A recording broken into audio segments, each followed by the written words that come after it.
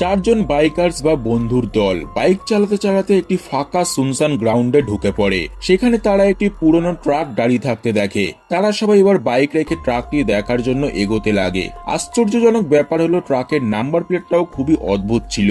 সেই সময় তাদের মধ্যে একজন বলে, এটা সেই ক্রিপার্সের গাড়ি নয় তো, যে 23 বছর পর পর আসে এবং মানুষদের মেরে এই ট্রাকে ঢুকিয়ে রাখে। কিন্তু তারা এসব কথা হাসি মজাতেই উড়িয়ে দেয়। ট্রাকটি একজন ধরলে দেখে সেটি অনেকটা গরম হয়েছিল এবং তারা ভাবে রোদের মধ্যে থাকার কারণে হয়তো গাড়িটি গরম হয়ে গেছে। এরপর তারা ট্রাকটিকে চারদিক থেকে ঘুরে দেখে, কিন্তু গাড়িটি চারদিক থেকেই বন্ধ ছিল। তারা চলে যাওয়ার আগে তাদের মধ্যে একজন গাড়িতে টয়লেট করে এবং আরেকজন গাড়ির কাঁচে ঢিল মারলে সেটি তার দিকেই চলে আসে। এরপর গাড়ির পিছনের দরজাটি অটোমেটিক খুলে যায়।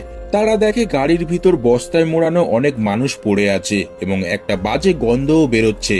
হঠাৎই একটি লোহার ধারালো জিনিস যেন অন হয়ে যায় এবং ট্রাকের দরজা অটোমেটিক বন্ধ হয়ে যায়।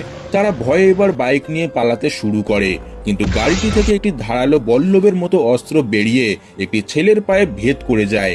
বাকি সাথীরা ছেলেটির পা থেকে সেই অস্ত্রটি বের করার অনেক চেষ্টা করে, কিন্তু সেই সময় অস্ত্রতে লাগানো মোটা তার ছেলেটিকে সমেত গাড়ির দিকে টানতে শুরু হয়। একজন ভয়ে প্রথমে সেখান থেকে পালিয়ে যায়। বাকি দুজন তাদের বন্ধুকে বাঁচানোর অনেক চেষ্টা করে, কিন্তু অস্ত্রটি টানতে টানতে ছেলেটিকে একদম গাড়ির সামনে নিয়ে চলে যায়। সেই সময় এবার সেই ভয়ঙ্কর দানব ক্রিপার্স চলে আসে। বাকি দুজনে ভয়ে এবার সেখান থেকে পালাতে শুরু করে, কিন্তু ক্রিপার্স তার গাড়ির ভিতর থেকে একটি ধারালো অস্ত্র বের করে এবং তার নিশানা এতটাই তীক্ষ্ণ ছিল যে সেই বল্লভ ছুঁড়ে দুজনকে একসাথেই মেরে ফেলে। দানবটি এবার ছেলেগুলোকেও তার গাড়ির ভিতর ঢুকিয়ে নেয়। সেই সময় ক্রিপার্স তার গাড়িতে সেই টয়লেটটি লক্ষ্য করে এবং গন্ধ শুকে বুঝতে পারে আরো একজন আছে এখনো জীবিত।